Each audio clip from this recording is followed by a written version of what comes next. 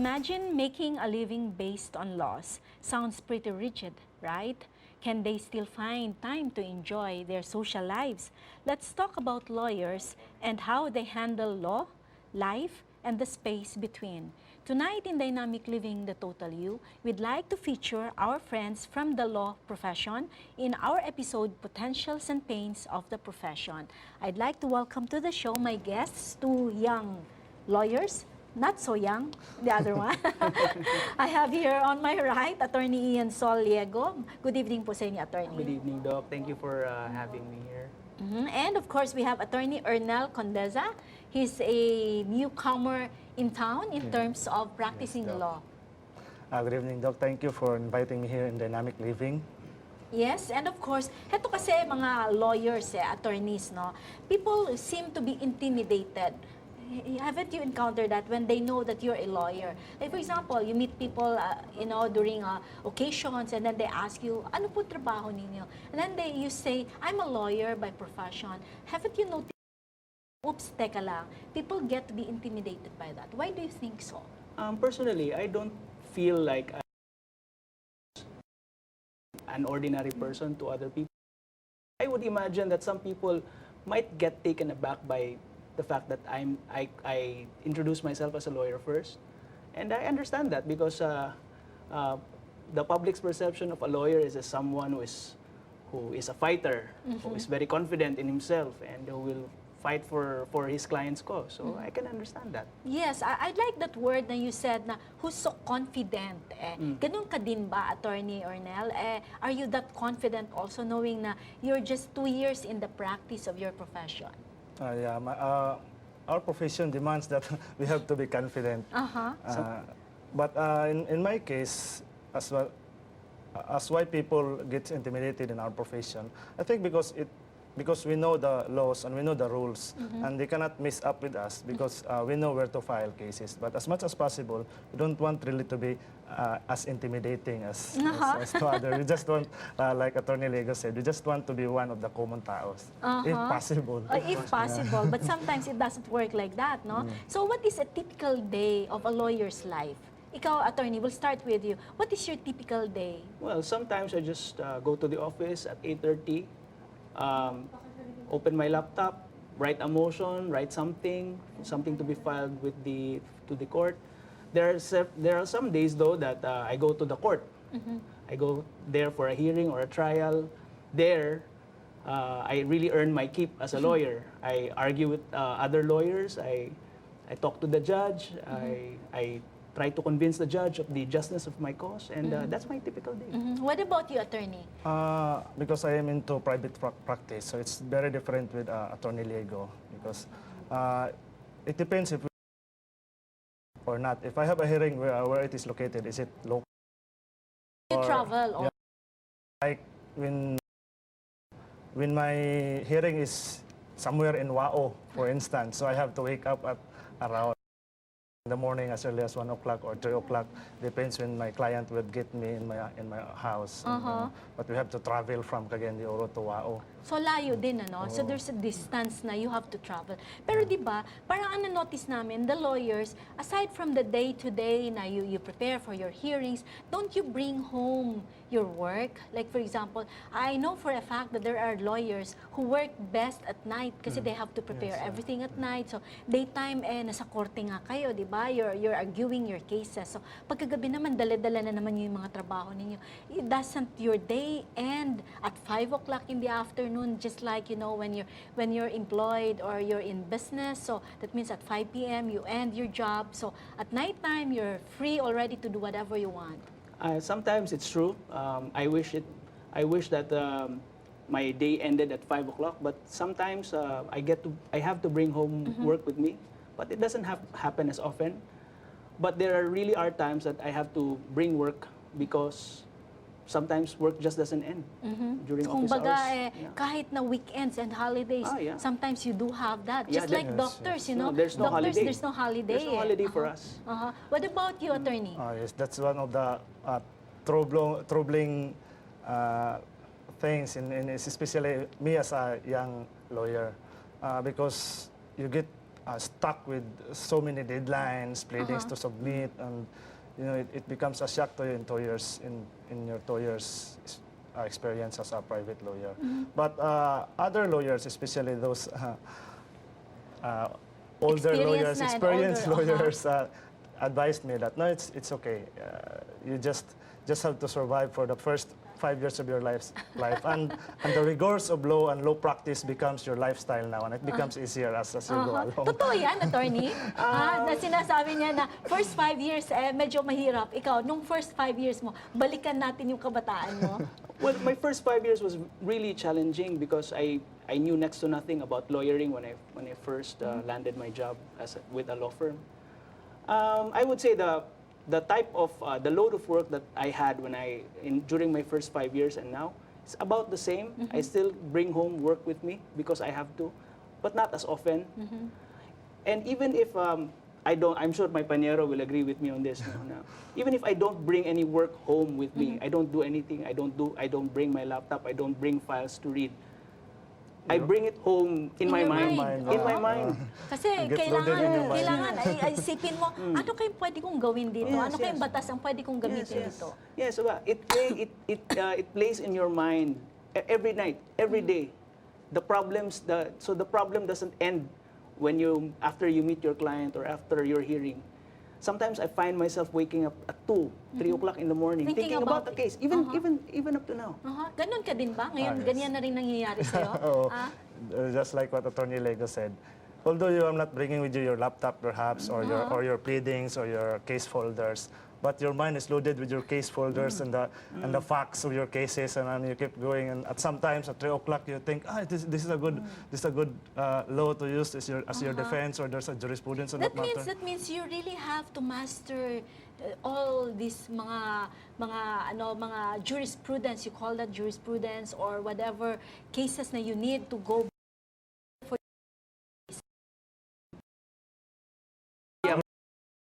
Types of law. But you can read on them. But you can master your case. It's possible to master your case file.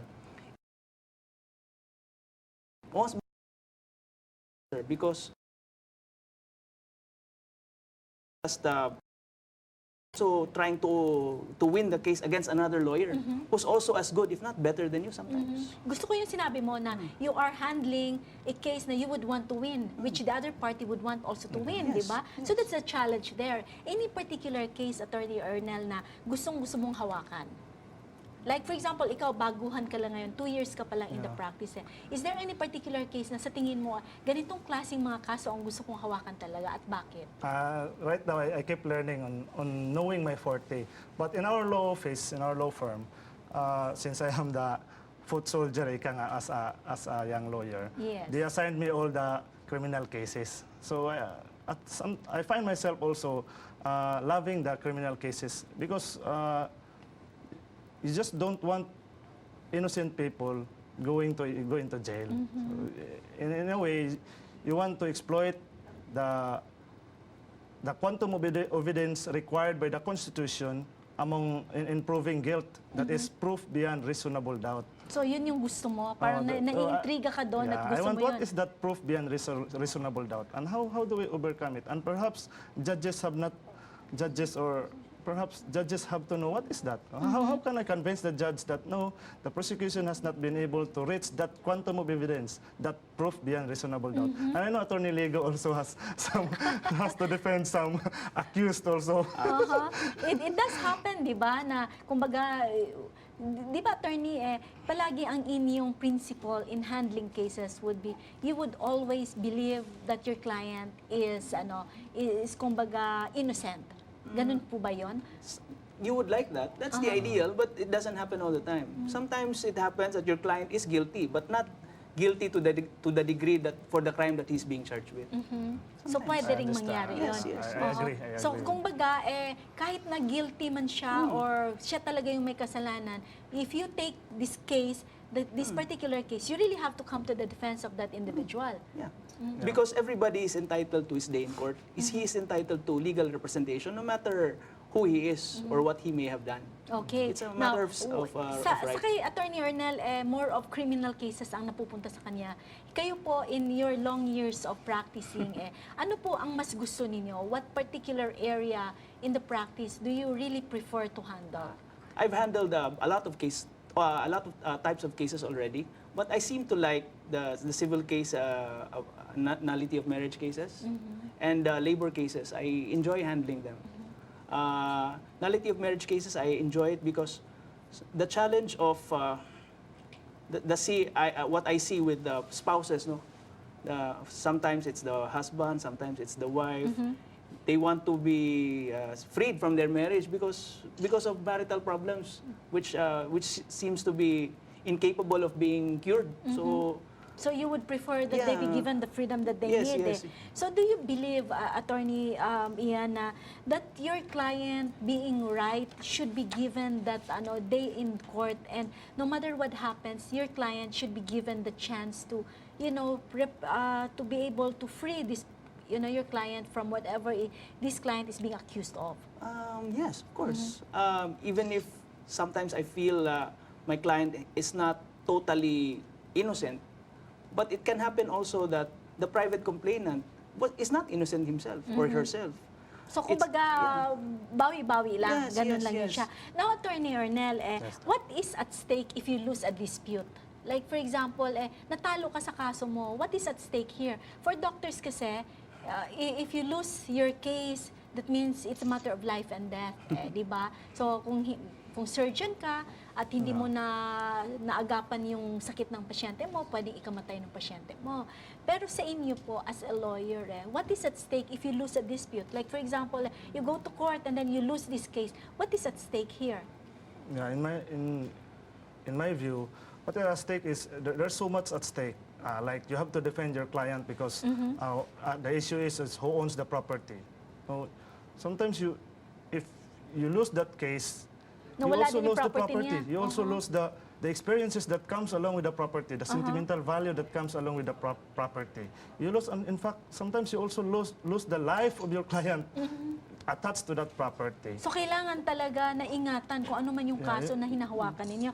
Now, Attorney Liego, is there something na you wish to have known before you attempted to go into law school? Na kumbaga sa isip mo, kung alam ko lang ito na ito pala magiging trabaho ko as a lawyer, I wouldn't have gone into this profession.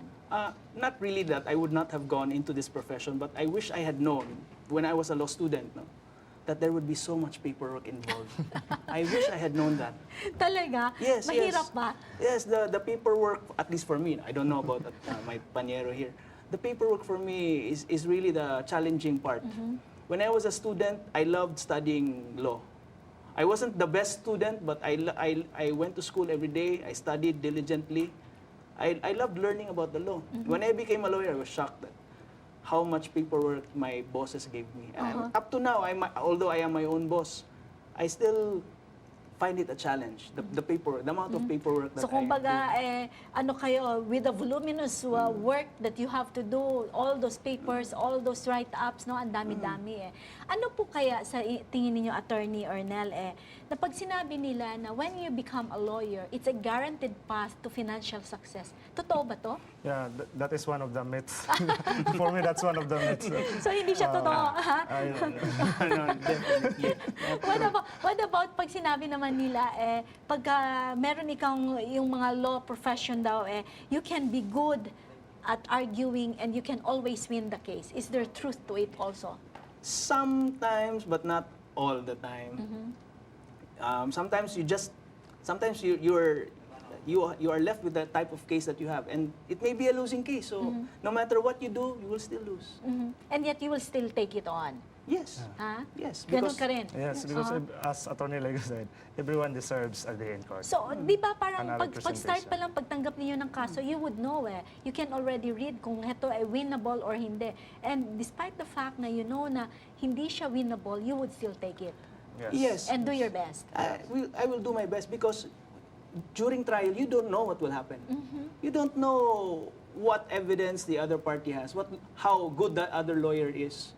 It's only during trial and after the judgment has been rendered, will you know if you really did a good job and you won or you did not do So a in good other job? words, attorney, kumbaga, factor to consider yung magiging kalaban mo na abogado din. Of course. Ha? So yun yung isa sa mga challenges. We'll take a very short break, and when we return, we'll continue on discussing with our guests here how did they hurdle the bar exam, considering that it is supposedly the most difficult exam in the country. Please stay tuned.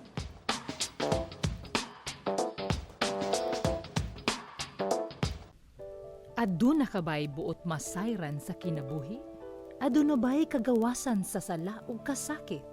May paglaong pa ba ang mga minatay? Unsa ba'y padulngan sa kalibutan? Mga higala, ipangutana kay pastor. Ipadala ang imong mga pangutana ug tubagon ni pastor gamit ang Biblia. Pangutana Pastor, usa ka serbisyong gidalit kaninyo gikan sa Hope Channel.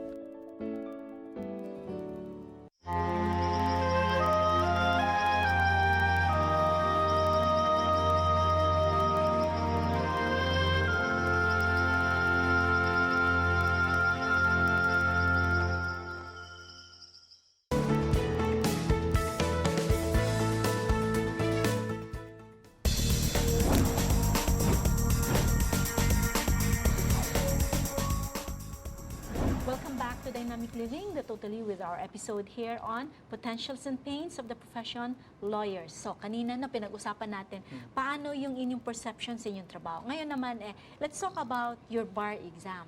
What preparations did you make during your time? Kasi there's a gap.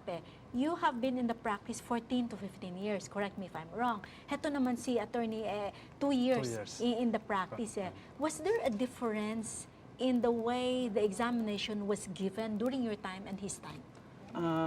Well, I don't know, but during my time, we had all essay type. So we had to write in our booklet. In fact, part of my preparation for the bar exam was learning how to make my handwriting legible, so that Legible, the examiner would understand what I was writing. Kasi nga naman, di ba, pag hindi maintindihan yung sulat mo, zero Wala na rin lang mo. niya yun di ba? Yes, yes. So, you don't use the Scantron. Kasi there's this machine na, kagaya sa medical boards, the Scantron, there's a reader.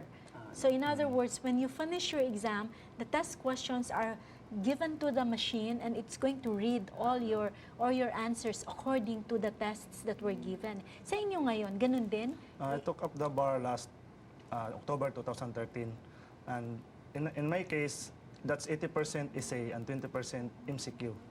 Pero wala ring yung Scantron or So talagang iisa-isahin na isa-isahin inyong talaga board na examiner, Yes. ng bar examiner. MCQ is multiple choice questions. What is different in our bar exams is that our chairman then was Justice Brion, and Justice Brion wanted to have legal ethics in every bar subject. So kahit political law yun, there's a legal ethics question in it. So, in all bar subjects, dapat may legal ethics question. So sa that's inyo what noon, made us attorney, different. hindi ganon. We did not have MCQ or multiple choice questions. Everything was, you had to make an answer, you had to defend it. So if the answer called for giving your reason, giving the law, you have to write it down. Hindi kayo napagod sa kakasulat kasi nakakapagod na nga yung mag-cross out ka lang A, B, C, D, E. How much more this one? You really have to put it in paragraph forms. There were times that in a particular exam, I was so tired and I had lack of time. I didn't finish some parts. I didn't finish some parts. And so when you were preparing, okay, ang ikinaganda sa inyong dalawa ngayon is you represent two different groups of lawyers. In other words, practicing lawyers. Kanina, I asked you, Attorney Arnel, if you're married when you took up law, di ba? Ang sabi niyo po, may asawa na kayo Yes. nung Yes, Doc. kayo ay nag-aral. Si Yes, Attorney Doc. Liego, ano siya pinapakain, pinapatulog, pinagpag-aral, lahat libre sa kanya. So there's a difference there. How were you as a student, knowing na you have to work, you have to study, and you have a family? Oh yeah. After several months in studying, I realized it's really hard. But before I started enrolling in Xavier University, I thought it would be easy. After all, I had my college. For me, it's very easy. And then when I realized how demanding the law school is, then I just like, no, it's very hard. This is very hard, especially that you have a family, you have to take care of your kid. and you have to find money for your family and for your school and for the books. And I was also working then as a manager in a financial company. So it's very So hard. parang for you me. were juggling being a father and a husband, being a law Law student, student, and and a worker and a manager or of as a a- manager of a certain company. So Yes. kumbaga you were juggling, di ba? All three things together at the same time. And you said, you mentioned na it was kind of difficult. What kept you going? Sometimes it's because while you are in law school and the discipline is there, there's this sense in you that no, I love this discipline, and I think I am bound on this being a lawyer, on this profession.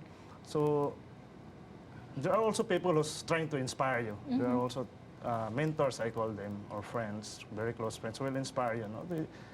You can go and just move on and just move on, and one day you will wake up, you're already a lawyer, or you're taking a bar. Just move on until what won't kill you will only make you stronger and survive.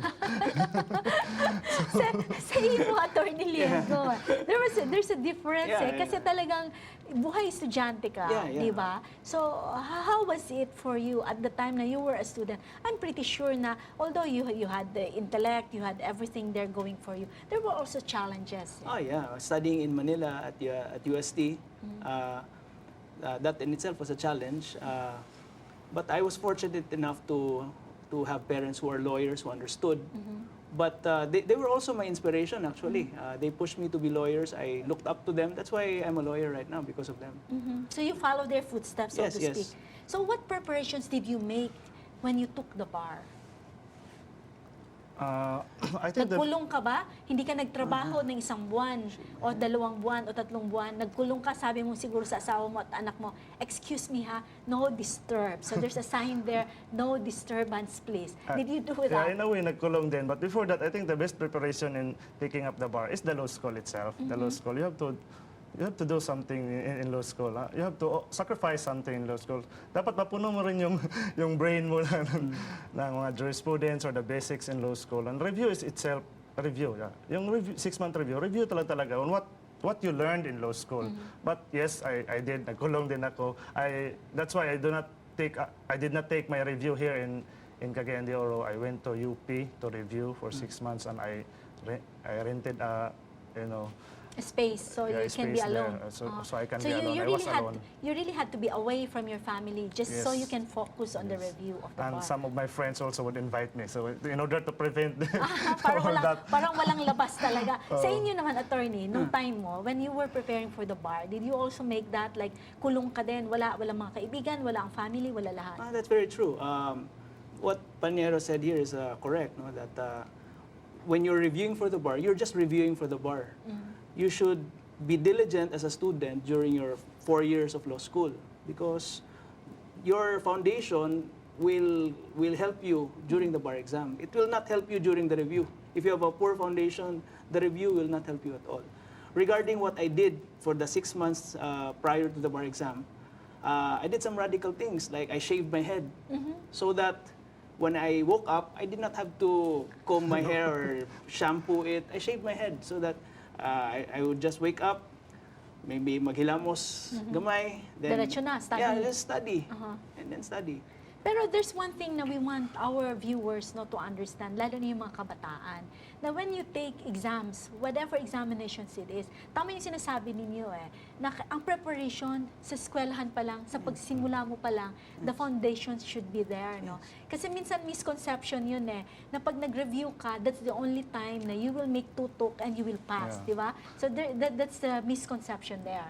Yes, Doc. You cannot do it if you rely only on review. No, you cannot. I don't think you can do it. You can What was pass the them. role of your family in your review and you as a whole as a professional? My family gave me support, but mostly my parents just left me alone to tackle the challenge of being a law student and hopefully to pass the bar exam. But what my father told me, he talks very little about. He gives me some advice. He gave me some advice, but the one advice that he gave me, I really took to heart. He said, "You should train yourself to sleep early when you review." because the bar exam will start very early. So if you don't sleep early, you will wake up not feeling good. Your mind will be taxed. You will not answer it well. So that's what I did for 6 months. I had to retrain myself to So sleep early. how many hours do you get to sleep only for the 6 months na you were reviewing for the bar? I slept well, like at least 8 hours because by 9 Every o'clock. day? Yeah, by 9 o'clock I was already asleep. Uh-huh. From starting 7 in the morning or 8 up to 8, I was studying. Sa inyo, ganun din, attorney?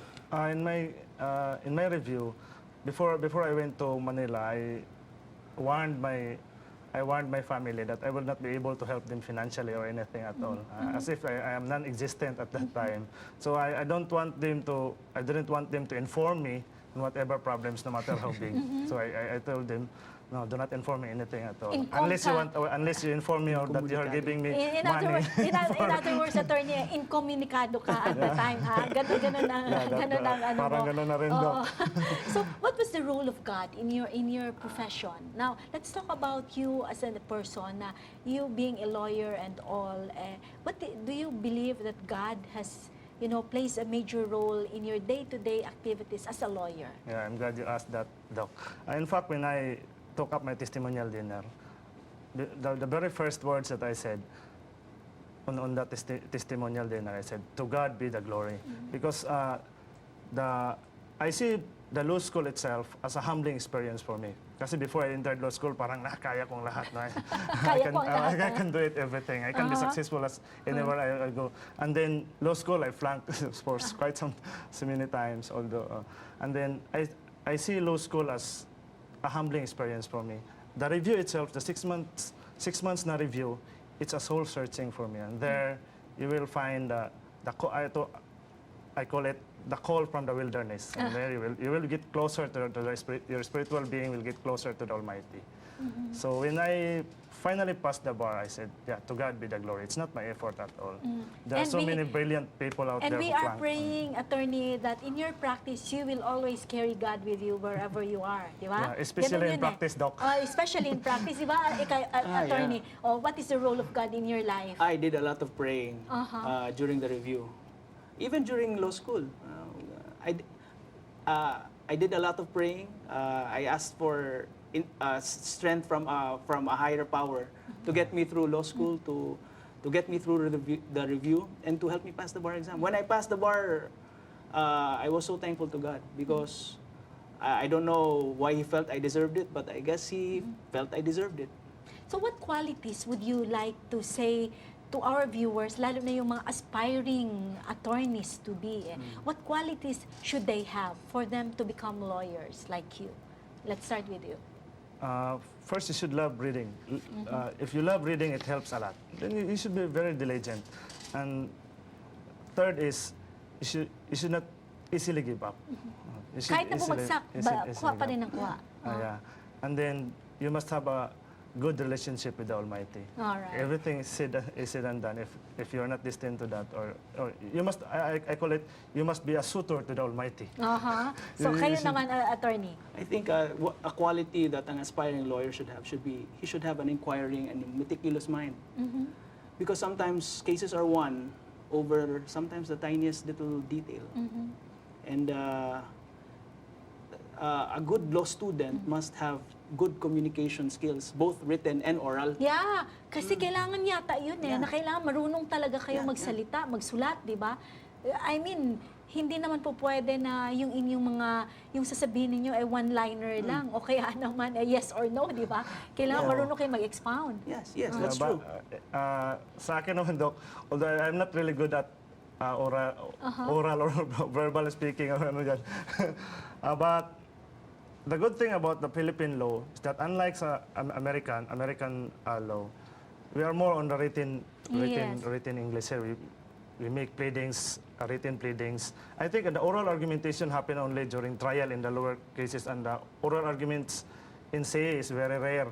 Often, oral argumentation skills is very necessary doon sa oral argumentation before the Which Supreme brings me Court. to mind, before we take a break, ang sabi nga nila, malalaman mo, masasabi mo na magaling yung abogado mo pag magaling siyang gumawa ng kanyang pleadings and petition. Is that true? Yeah, that's true. Ha? Because sometimes fellow lawyers, I determine the quality, the degree of profession that a lawyer has with the kind of paper that I receive from that lawyer.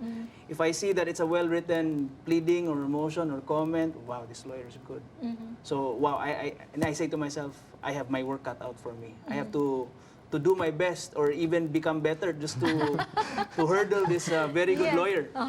So that becomes a challenge by itself. We'll take a very short break, and when we return, dear viewers, we will now try to see how do these people, our lawyer friends here, balance their profession, their social life, and their family lives. Please stay tuned.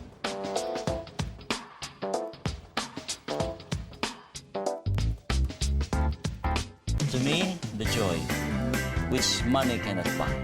Friendly and very hospitable, and most of all, Big part of your operation. Dynamic Living returns with new episodes now on Mondays, 6 to 7 p.m. Dynamic Living, the Total You on Mondays.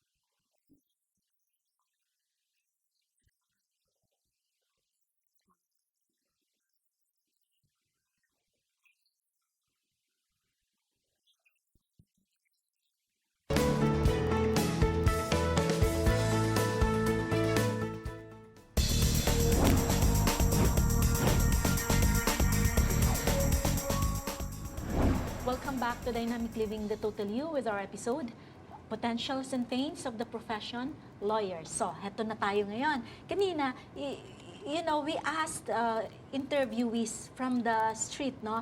Ano ang qualities na gusto nilang makita sa isang abogado na gusto nilang humawak kung may kaso sila? So, ngayon, ang tanong ko sa inyong dalawa how do you balance muna? How do you balance your day-to-day activities as a professional, as a lawyer, to that of your families and homes? Kasi like your family persons So how do you balance that? First of all, I try not to take my job and myself too seriously as a lawyer. I try to give priority to my family, my wife, my children first. And I try to do something else other than practicing law. Like I play sports, I go out with my friends sometimes, and that gives me a healthy balance, and sometimes it helps me to forget law, about the practice of law for a while. Okay, what about the attorney? Sa akin naman, since I was only a new lawyer, the pressures and the tremendous deadlines and tasks and the stress that comes with a lawyer come to me as a shock, actually. And So how do you distress yourself? No, right now I'm still trying to find the right formula on how to balance really, because I'm just a two-year. But a mentor once told me, if you fail in one area or not, learn to forgive yourself as much as you have forgiven others, and you just struggle, and I keep praying. Pero gano'n naman talaga attorney yan, di ba? Kasi heto si Attorney Arnel, dahil baguhan siya, sometimes, just like us, medical doctors, when you're new in the practice, naku, maniwala ka, attorney, para ka ring turumpo, hindi mo alam paano. And all the fears, all those mga insecurities nandun, lalo na kasi you're on your own, di ba? So it happens to anybody. So hindi ka nag-iisa niyan, di ba? So ngayon, let's talk about you lawyering. Does it mean na kailangan talaga may pambayad sa inyo yung mga kliyente ninyo? What happens if somebody comes to you and tell you na, attorney, wala naman talaga akong pambayad, and yet you're not connected with the public attorney's office? Di ba meron tayong PAO, yung public attorney's office, but there are some who would come and see you on a personal appeal and, attorney, wala akong pambayad. So how do you handle this? Well, I have had several cases about that na indigent clients, no? And I accept them because I believe they have a good case, and their right should be vindicated. And I tell them, if you don't have anything to pay me now, that's okay. If we win and you get something, that's the time that you will pay me. And I accept terms like that from them. It's okay. So what happens if natalo din siya at wala ka ring makuha? Will it make you sad? No, not really. I haven't lost yet in those cases that I'm handling right now. But I don't think I will feel sad if ever we No, lose. pero if supposing you have a very good and strong case and you lose that case, money aside, for your client, how do you feel about it? Losses like this. That's no problem because there's always appeal. You can always appeal to a higher court, Now, like the Court supposing of Appeals. you also lose that one, and you believe your cause, you believe in what you're fighting for, and you still lose that one. How does it affect you on a personal level? On a personal, it doesn't affect me so much anymore. I try to take away the personal feelings that I have in the cases that I'm handling, and I just tell myself, this is just a case that I'm handling. It doesn't affect me. It should not affect me personally. Sometimes it does, but I tell myself, there's always appeal. There's always the Court of Appeals. There's always the Supreme Court. Maybe we will win in the Supreme Court. That's what I tell myself. And if you don't win the Supreme Court, you will win in the Court of God. Di ba? Pwede naman mangyari. What about you, attorney? Bata ka pa, so baguhan ka. And nakikita mo ba yung self mo like 5 years, 10 years from today na you are already very, very high in your practice and you get to lose cases kasi hindi naman all about winning Sometimes you also lose How do you think you would feel about it? As a lawyer, you have to get detached to your client's cause, no matter how you want to be attached or you want to defend the right at all cost. Kahit bigay mo pa yung buhay mo. But as much as possible, you have to be detached. So if they lose, so long as you have done your part and you have done your best, there should be no, as what Attorney Lego said, or just look for other remedies. There might be some appeal, or there might be motion for reconsideration you can do. Or you might ask the judge to, in a motion or in a pleading, to reconsider and take the other lighter side. So, ibig sabihin ninyong dalawa, to become a lawyer, one must be strong emotionally and learn not to get affected by the way your cases would turn out to be. Yes. Not just strong emotionally, but tenacious. Tenacious. You must have perseverance as a lawyer and believe that I might lose now, but later on, I will win. Not just I might win, I will win. So, kumbaga, ganun lang ang laro ng buhay, ano? So, I think if you do everything that you can, your client will notice. And even if you lose to the Supreme Court, your client will not blame you in it. In fact, Have you had encounters wherein your clients would say na, attorney, bakit naman tayo natalo? And how do you handle those emo moments with your clients? Well, I tell my clients up front, before I even start to handle their case, the chances of winning a particular case, their case. I tell them, okay, these are our chances. This is what we need to do. This is the kind of evidence that we need to present. And if we don't do this, we might lose. But don't worry, if we lose, there's always appeal, or we can go to a higher court.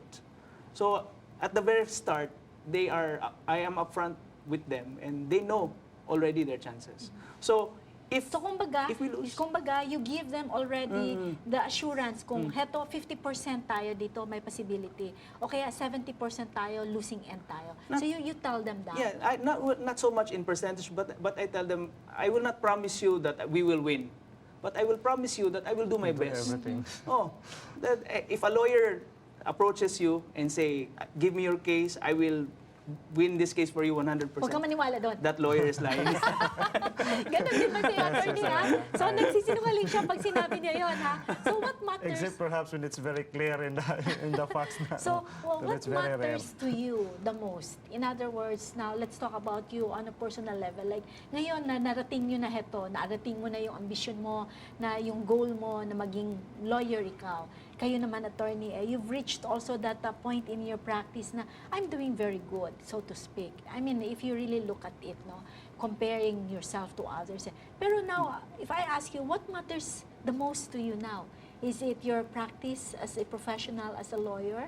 Or is it your family? Or is it, na parang nakakatulong ka naman, bahala na at ano man ang mangyari? Let's start with the young man. Yeah, family comes first, of course. We want to give great things to our family. We want them to be better than what we have undergone as And a maybe man. you would want them to be proud of you, lalo na mga kabataan. Yeah, and we want them to have, your family, you want your children to have the opportunities that life has deprived you before. You want to do everything that. But other than that, on a higher tier of life, I think it matters also the most if an opportunity to make a difference. Before finally saying goodbye, or I think I have done my part in trying to make a difference. Okay, I like that word. You want to make a difference. Kayo naman, attorney. What matters most to me is my family. That I am a lawyer because of my family. I do what I do because of my family. It's very simple for me. What would you like to pursue further if given the chance, no? Na okay, I am given this honor, this privilege, this chance to be able to go higher up. What would that be? I personally have no higher Goals? other than just with my practice. Maybe more clients would help. But I have no desire to be a judge or a justice. Or maybe go abroad and study masters of law and be in line with environmental laws and everything. That may be an option, but right now I'm so involved with my work already that I don't think I will have time to pursue higher studies. What about you? I mean, I want to go back to study. Yeah. I want to go back to study. When I took up the bar review, I thought that the bar exams is the hardest exam until one of our reviewer told us that no, there's an exam that is harder than the bar, and I want to take that exam. So I have to go back to study. So you want to school go and- to that. yeah. Pero eventually, okay, what would you want the public to know and understand about your profession? I would like the public, first of all, the students, no, the youth who want to become Lawyers. I want them to know that the study of law is a serious business. It's very serious. It demands a lot of sacrifice and discipline. If you don't have that discipline before going to law, chances are you will not have that discipline. So, or you can train yourself to have discipline. It's possible. It's possible.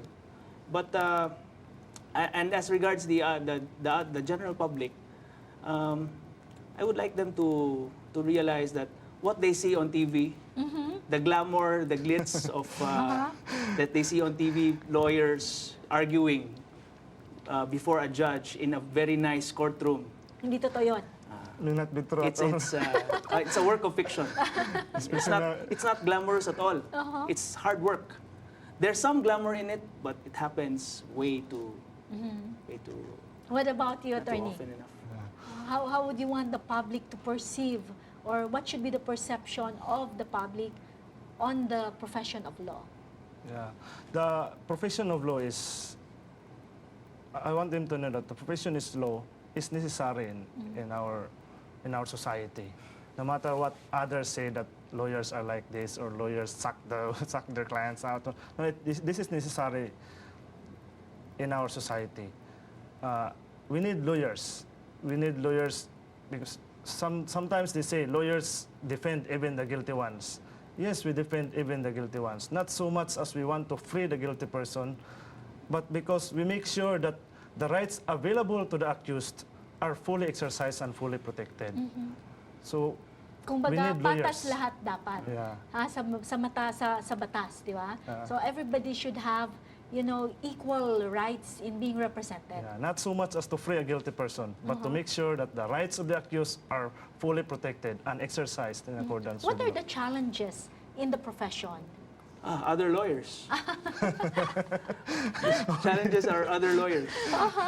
Yeah, every day I have to argue with another lawyer, or I have to plead my case to a judge, and he's a lawyer also.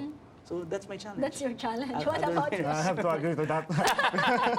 Because there are lawyers, really sometimes, there are lawyers who are too technical and they don't want to talk about the merits of the case because they might be losing on the merits. So they're attacking you on the technicality. So Technicality that's a like, challenge. and they would insist that your case should be dismissed on a pure technical reason, purely technical reason, which is bad because Is there a difference between a male and a female lawyer? I would like to think that there is none, but I feel that there is. Why is that so? Sige nga. I might. You might offend the I might lady offend lawyers. some. But let me put it this way. Is there a market pa for lawyers? I mean, syempre, when we train our children, when we advise them on what to take, so that they become who they would want to be in the future. Like me, I advise my children to become doctors also. Kasi alam naman natin kung ano yung capabilities on being a medical doctor, being able to set up your own clinic, you're able to help your patients, and yet, and on one hand also, they can stand independently, di ba? Sa inyo naman, would you say na may market pa for lawyers, na you would want your children to become lawyers like you? I believe that there is still a market for lawyers, although there are plenty of lawyers already. But there's still a market for learning about the law.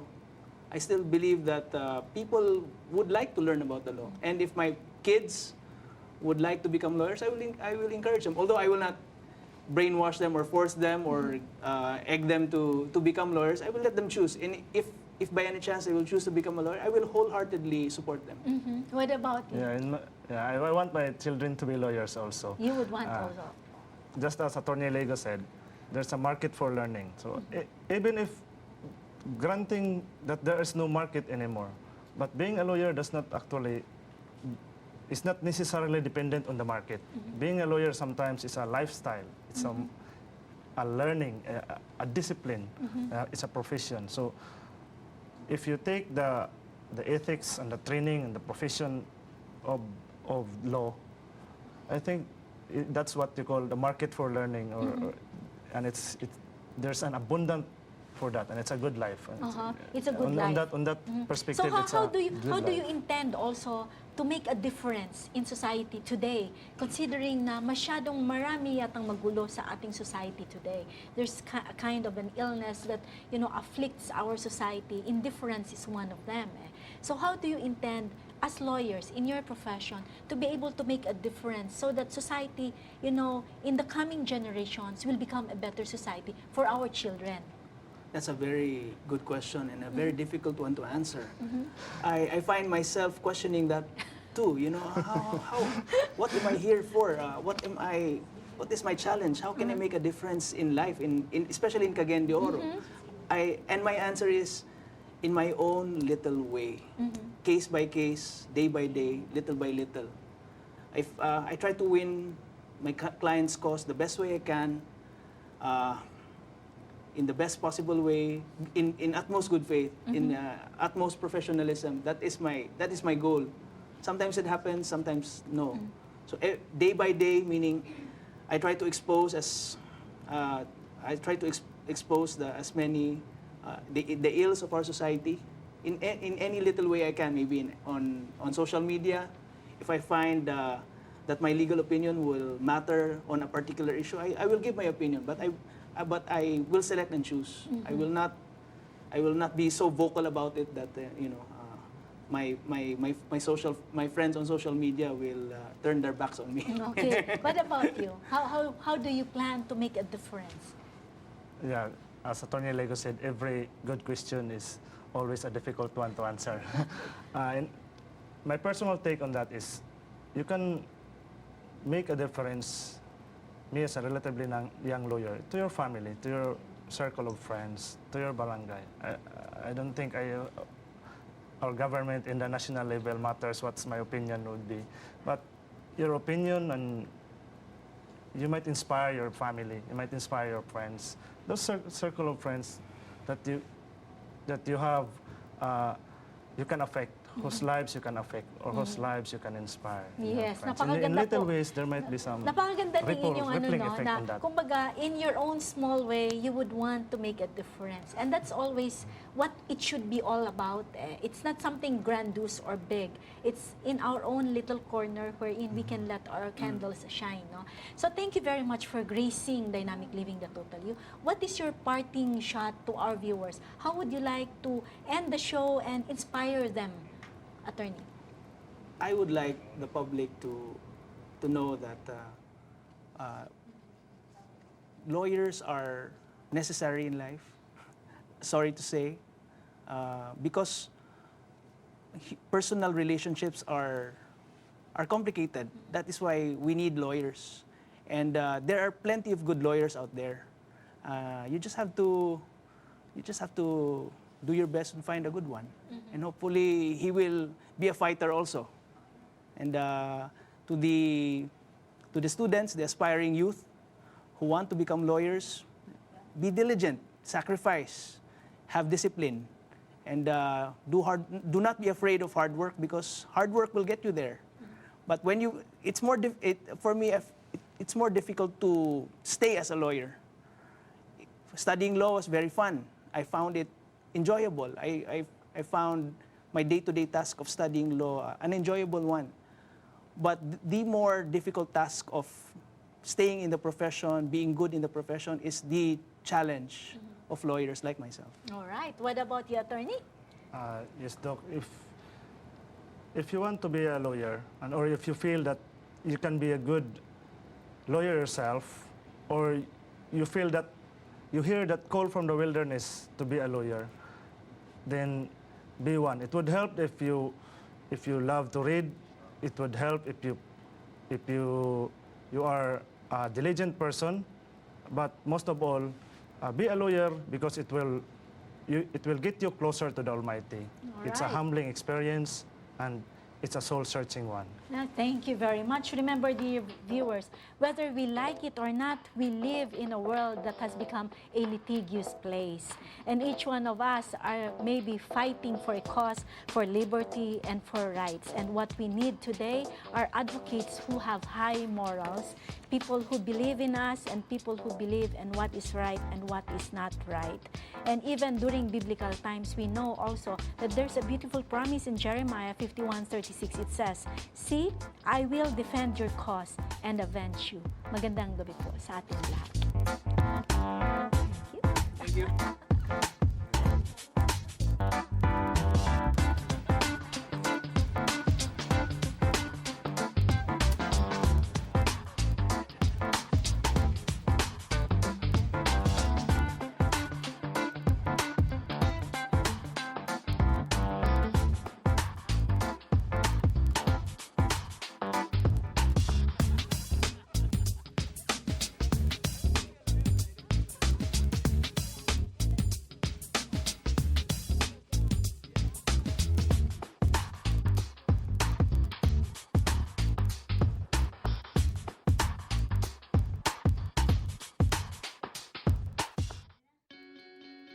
We are people, and we love to get connected. We connect as families because of birth. We connect as friends because we click. And we connect as communities because we care. Seventh-day Adventists are people who connect in communities called congregations, which in turn connect to form conferences, who connect together to form unions, divisions, and the General Conference. Why do we connect? It starts with a connection to the Creator, who invites us on a spiritual journey. When we journey together, we can help each other along the way. This journey is a journey of a lifetime, and as we learn and grow, life becomes filled with meaning and purpose. Our greatest joy is in helping others along the way. Wherever you are on your journey, we believe that we have something to offer that can make your life more whole. So the next time you see a Seventh-day Adventist, remember, you're not looking at someone who stands alone. They are